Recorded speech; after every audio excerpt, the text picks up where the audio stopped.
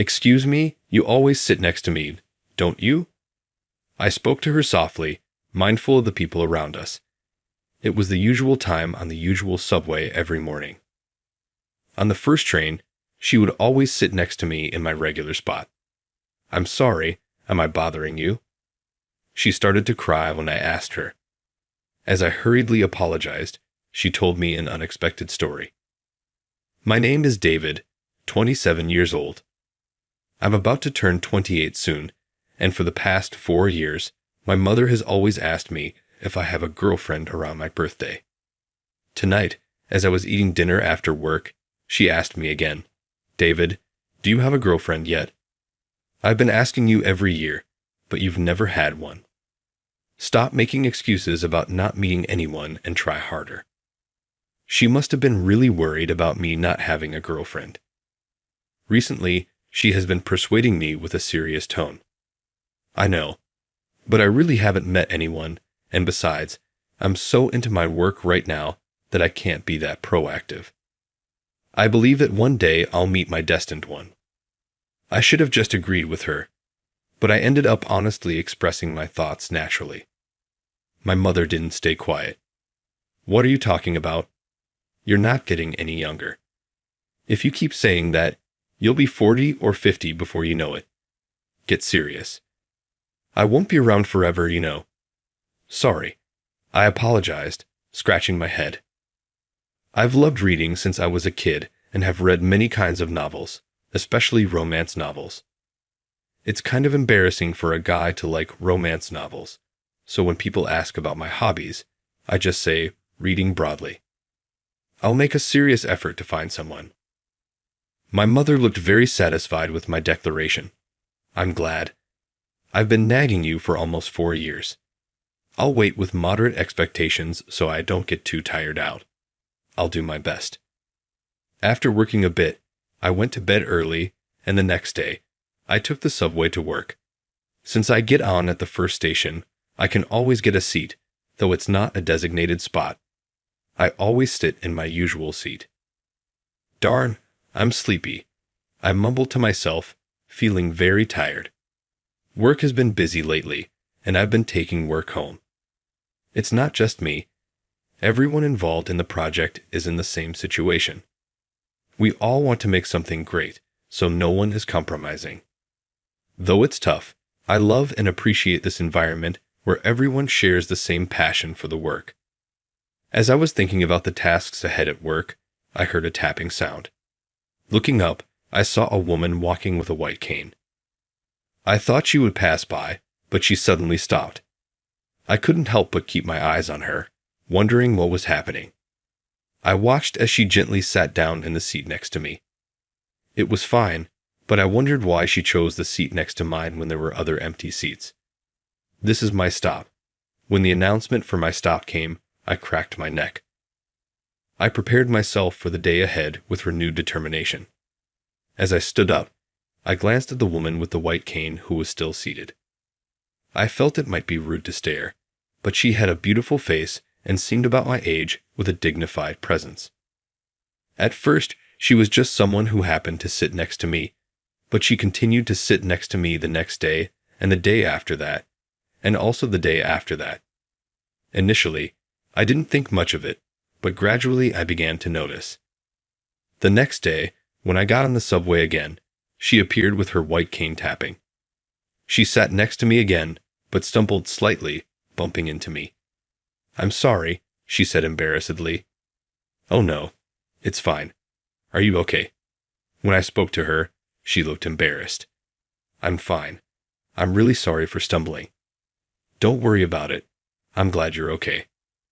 After that, we didn't have any more conversation. But the next day, and the day after that, and also the day after that, she continued to sit next to me, even though there were other seats available. Why did she always choose the seat next to me? Puzzled, I decided to talk to my mother about it, as if it were just casual conversation. "Mom, there's this woman with a white cane who sits next to me on the subway every morning, even though there are plenty of empty seats." My mother looked puzzled. "That's strange. She can sit wherever she wants. But it is suspicious." Why don't you try sitting somewhere else tomorrow? Maybe I will. It's not that I mind, but I'm just curious. Yes, try sitting in a different seat and see what happens. I agreed with her suggestion and said, I'll do that.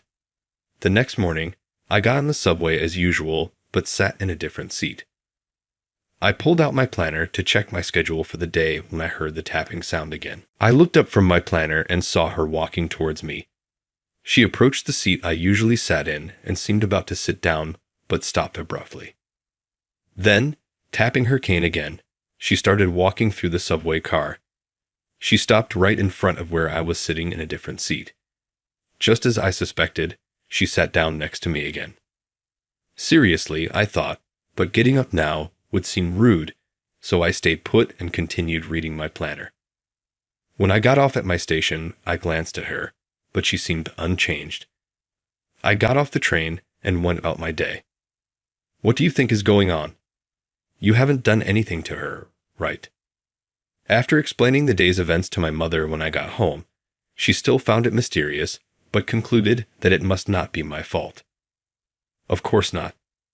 I've never done anything, at least not that I can remember. Maybe she sees things differently, though. My mother agreed, seeming to understand. That's true. Even if you think you haven't done anything, it might be different from her perspective. I thought about it again, but I couldn't come up with any explanation. Maybe I'll try sitting in another seat again tomorrow. I guess I shouldn't worry about it. Sorry, I've got some work to finish up tonight, so I might be up late. Could you wake me up if I don't get up? Sure, no problem. After asking my mother, I washed the dishes, took a bath, and went to my room. I had an important meeting the next day. The company I work for, Harris Trading Company, is quite a major player among trading firms. I'm part of a project team led by our manager, James. With final adjustments and meetings, the schedule was really tight, and today had been especially busy. I hope I can get at least 3 hours of sleep, I muttered as I started working on my tasks. The last thing I remembered was, at 2 a.m., hey, wake up, it's time. David, my mother's voice somehow roused me from sleep. My alarm had apparently stopped at some point, and I was grateful to my past self for asking my mother to wake me. Rubbing my sleepy eyes, I got on the subway to go to work. Usually, I'd be wide awake by the time I got moving, but today, I just couldn't wake up. This is bad, I'm so sleepy. Today, I decided to close my eyes for just a bit, and then I heard the tapping sound again. Suddenly, I felt a strong shake on my shoulder, and I woke up in a panic. Excuse me, are you okay? You usually get off at this station, right? Huh, oh yes I do. As I struggled to comprehend the situation, she spoke to me again. In front of me was the woman who always sat next to me, looking desperate. Please wake up, isn't this your stop? Oh, you're right. I need to get off. Thank you. Indeed, the doors had just opened at my usual stop. I quickly thanked her and slipped out before the doors closed. That was really close. I owe her one. As I glanced back at the subway, I saw her smile with relief. That sight gave me a strange feeling, but I started running towards my office. Your proposal is great. Please go ahead and proceed with it. Thank you. I'll do it. That way I concluded the online meeting with a firm statement, and everyone exchanged greetings before ending the call. Riv, I said as I disconnected, and cheers erupted from the people around me. That went well. As I slumped into my chair, James patted me on the shoulder. Thank you so much, David. You did a great job. Thank you for all your guidance. James stood up and thanked him, and he responded with a smile. No, it was all thanks to the hard work of you and everyone else. James is not only capable at his job, but is very respectable as a boss and simply as a person. He's always polite and pleasant, never making a face even when we ask questions. Not having to worry about the boss's mood makes it much easier for us to work. He's helped me out many times. I'm really glad you were the leader of this project. Thank you so much. Let's have a celebration with everyone. I'm happy to hear that, thanks. Many of our team members have families, so how about a lunch celebration tomorrow? Of course, right everyone? Yeah, lunch works better for me too. Thanks a lot. Thanks to you, James, I was able to go home earlier and make my wife happy. Really? That's great to hear. Make sure to take good care of your wife. Yes, thank you. We then cleaned up the conference room and left the office early. Even though it was before the end of the workday, it was a thoughtful gesture from James. I gratefully left the office and headed home. On the way, I bought a cake my mother likes. I'm home. Hearing my voice, my mother came to the entrance. She looked a bit surprised to see me. Oh, you're home early. What's the occasion? Our meeting went well, so James, our leader, let us go home early. I handed her the cake box, and she was delighted. Thank you.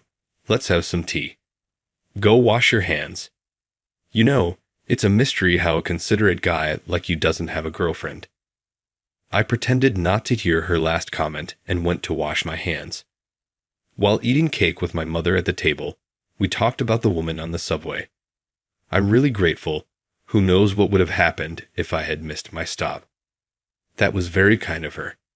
You should thank her properly if she sits next to you again tomorrow. I agreed firmly with my mother's words. I thought so too, and maybe I could also ask why she always sits next to me. The next day, as usual, I boarded the subway, and the tapping sound signaled her arrival. She sat next to me. After she sat down, I gathered my courage and spoke to her. Excuse me? Thank you for yesterday. Thanks to you, I didn't miss my stop and was able to get to work on time. When I spoke to her, she turned towards me, inside in relief. Really? That's good. I wasn't sure what to do, but you always get off at that station, and you didn't seem like you were going to stand up. I had an important meeting yesterday, so I was really busy and sleep-deprived. That must have been tough. Did the meeting go well? Yes, thanks to you. It went great. I'm really grateful. Sorry, I haven't introduced myself yet. My name is David. I work at a trading company in the city. Hearing my introduction, she introduced herself as well. Oh, I'm sorry for not introducing myself earlier. I'm Emily. I'm a painter. People are often surprised that I can paint despite being blind, but I manage. Emily smiled warmly. I was just about to ask that question. People often ask, so I usually explain beforehand. It surprises everyone, as she laughed softly. I felt like I could ask her the question that had been on my mind. This might seem strange to ask, but I've been curious. Why do you always sit next to me? Is there a reason for that? Her face darkened at my question, and I panicked. His tears started to fall from her eyes. Oh, I'm really sorry. Are you okay? I didn't mean to offend you. I quickly apologized to her. Even though it was the first station, people were getting on, and those who boarded started giving me suspicious looks. Of course, they must have thought I did something to make her cry. It's okay. Really. I'm sorry. There is a reason, but it might sound silly to others. She seemed to be thinking while wiping her tears. Seeing her like that, I made a suggestion. If you don't mind, how about we meet up sometime? I'd like to give you my contact information. I gave her my phone number. She entered it into her phone. I think I've saved it correctly. Is that okay? I confirmed that the number was correct and told her it was fine.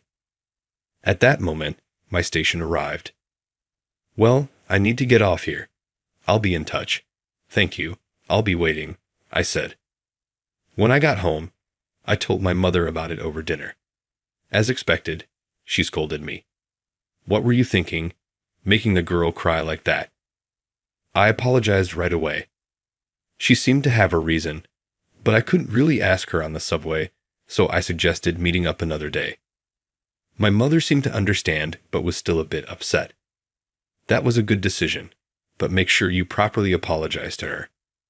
Yeah, I'll make sure to apologize. I really am sorry. After dinner, I felt a bit nervous but called her.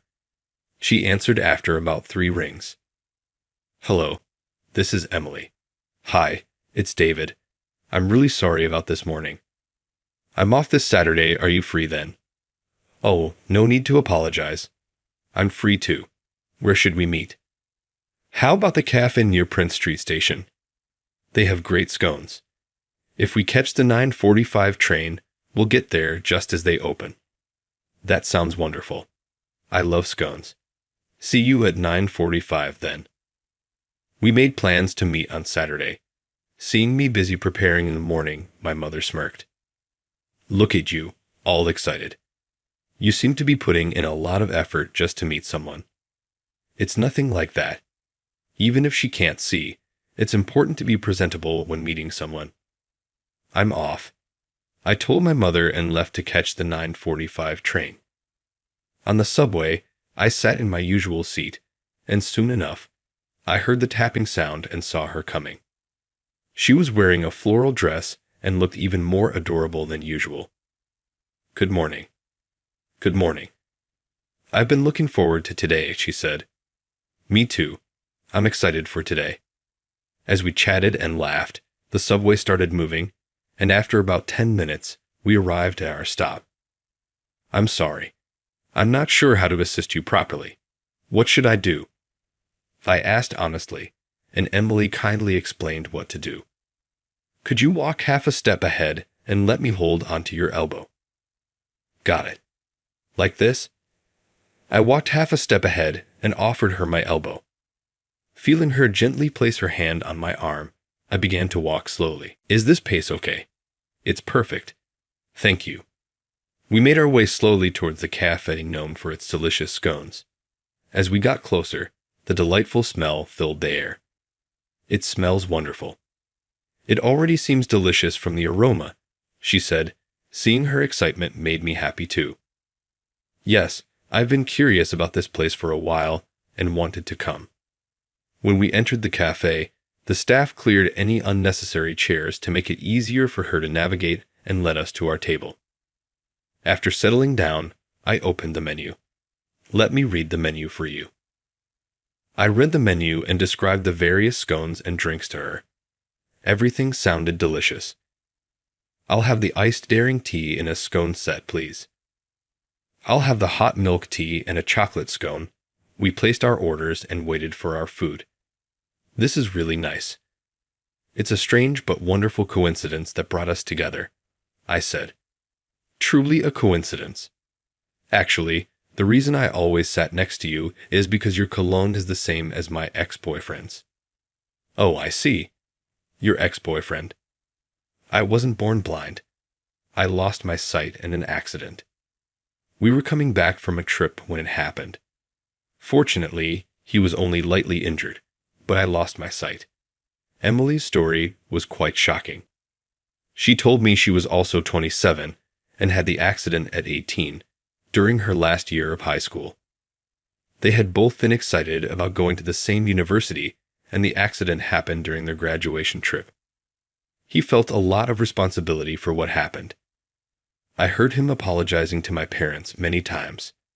It was hard for me, but my family and he supported me as I slowly tried to move forward.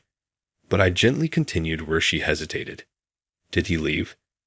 Emily showed a sad expression. Maybe he felt too much guilt.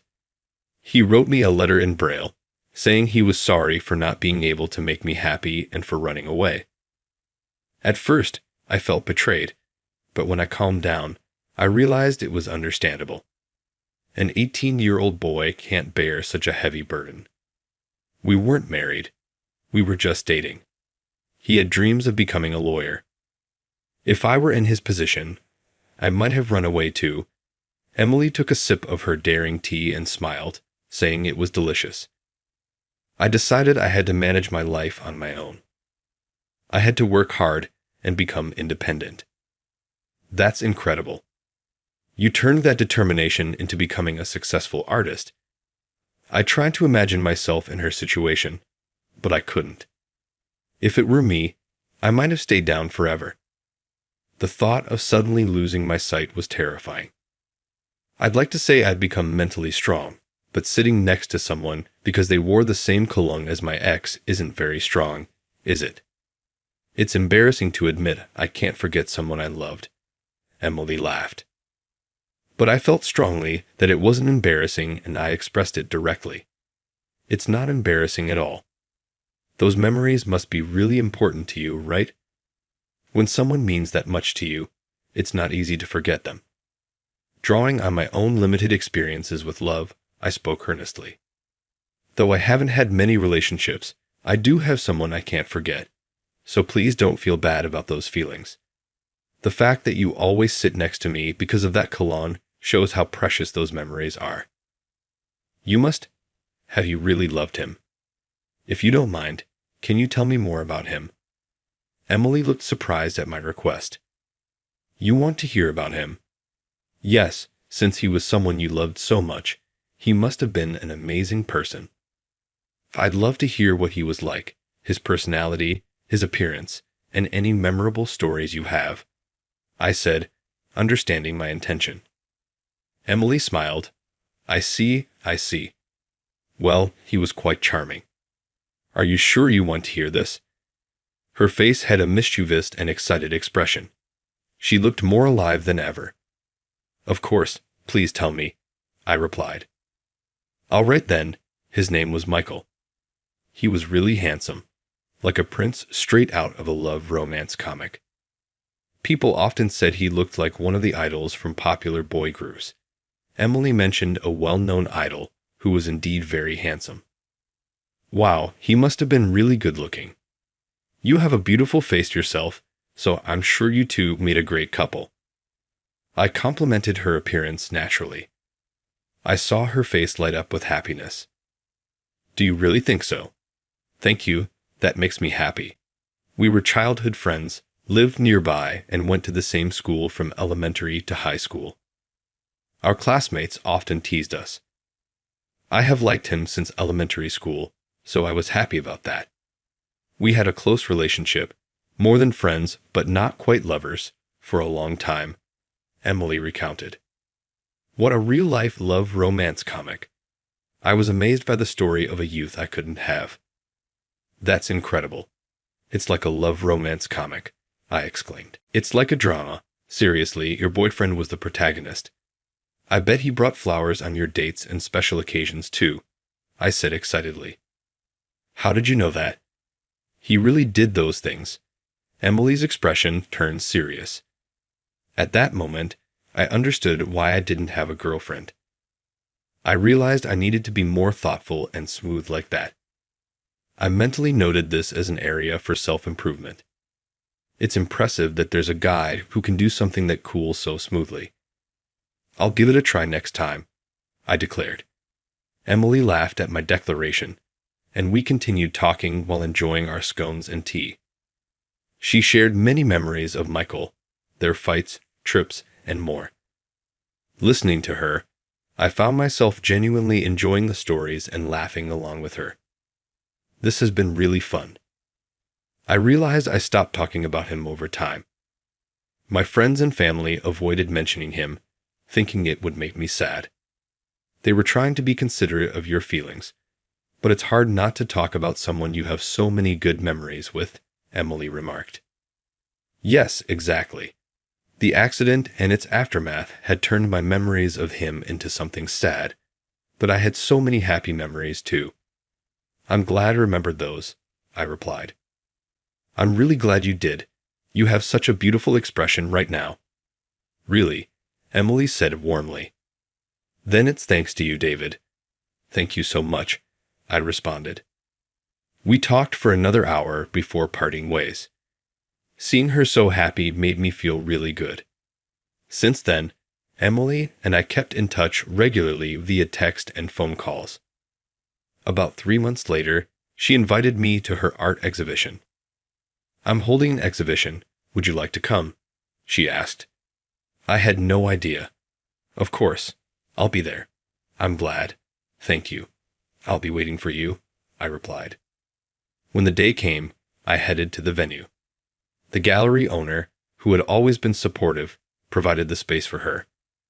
After checking in, I looked for her and saw her surrounded by a group of men and women. I waited until there was a break in the crowd and then approached her. "Thank you for inviting me, Emily," I said. "Thank you for coming, David," she replied, smiling. As she walked over, I handed her a bouquet of flowers. "Congratulations, these are for you," I said. "Thank you. They smell wonderful." "I'm so happy." "Oh, would you like to see my new work?" Emily asked. "Of course." "I've been looking forward to seeing your paintings," I said. Guided by Emily, I moved towards her new piece. The painting depicted a boy and a girl in school uniforms from behind, surrounded by the 4 seasons. The depiction of the seasons was stunning, especially the cherry blossoms in spring and the autumn leaves. It was hard to believe that someone with impaired vision had painted it. "This is amazing. It's so beautiful. It really touches my heart," I said. "Are the 2 in uniforms you and Michael?" I asked. Yes, Emily nodded. "After talking with you, I remembered all the good memories I had with him and expressed the seasons we spent together: spring, summer, autumn, and winter. Each season holds precious memories that I didn't want to forget." We looked at the painting together for a while, but then someone else called out to Emily, "I'm sorry, I need to go." "Go ahead, you must be busy." "I'll look around and head out on my own. Don't worry about me," I said. "Thank you. I'll be in touch," Emily replied. I saw Emily off and then wandered around the gallery to look at other paintings. As I thought about bringing my mother, who surprisingly likes looking at paintings, to see the gallery with me, I decided to take one last look at the new piece. But someone else was already there, a tall man wearing his hat low over his face. My heart started pounding as I quietly observed the man. Seeing him sniffle and shed tears, I was convinced and approached him. "Excuse me, are you Michael?" He turned towards me, surprised. Yes, that's me. But who are you?" he asked, confusion evident in his voice. I smiled. "My name is David. I'm a friend of Emily," though Michael looked puzzled. I continued without looking directly at him. "It's a beautiful painting, isn't it? Emily's new work," she told me. "The 2 in uniform are you and her. You 2 look perfect together." I heard him gasp. The silence stretched on, and just as I thought he wouldn't respond, he spoke in a low voice. "Perfect together? If you knew what I did to Emily, you wouldn't say that. I left her when she needed me most. The responsibility was too heavy, and it crushed me." From the corner of my eye, I saw Michael quietly crying. "Emily told me about it. She understands why you left. She believes you left because you felt too much responsibility. She thinks it was something that couldn't be helped." "Maybe so, but I can't forgive myself. I've never forgotten Emily.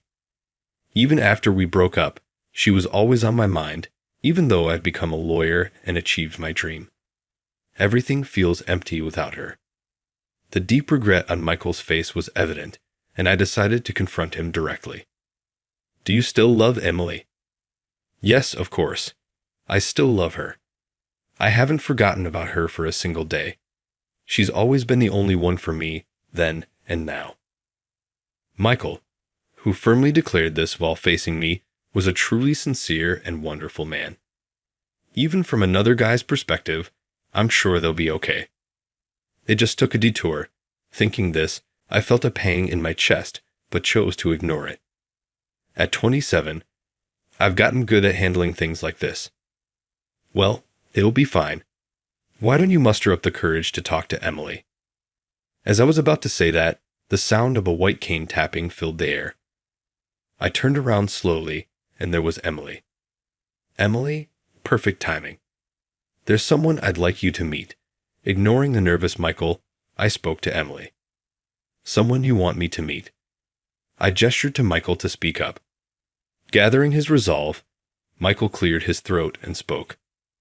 Em, how have you been? Do you recognize me?" "It's Michael." His voice trembled as he spoke, and Emily's body shook. "Michael, is it really you?" With a trembling arm, She moved her cane rapidly and walked quickly towards him. As Michael took Emily's arm and hugged her, her sobs grew louder. The scene resembled the climax of a romance novel, and my heart swelled with emotion. Not wanting to intrude on the reunion after nearly 10 years, I quietly faded out of the scene. They must have a lot to catch up on. When I got home, my mother greeted me with the same smile she had that morning. "So, how was your date? Did you have fun?" "It was great. I really believe in soulmates now." At first, my mother looked puzzled, but when I told her about Emily and Michael, she started crying. She's quite sentimental. "That's a lovely story. I hope Emily and Michael find happiness." After crying so much that she needed a towel, she showed a slightly dissatisfied face. "But you know, I have a feeling you'll still be single at 28. I could only give a wry smile at that, but I wanted her to understand this. "Don't worry. I believe my soulmate is out there too. I'll patiently wait to meet her." When I said this confidently, my mother laughed, admitting she was impressed. "Maybe you're right. I've never really believed in soulmates, but after hearing about those two, I'm starting to think they might exist." That night, I received a thank you call from Emily for reuniting them. Michael also thanked me over the phone. I didn't do much, just called out, because I thought it was time they were destined to meet again. I'm sure of it. 3 months later, I received a heartfelt thank you note and an invitation to their wedding.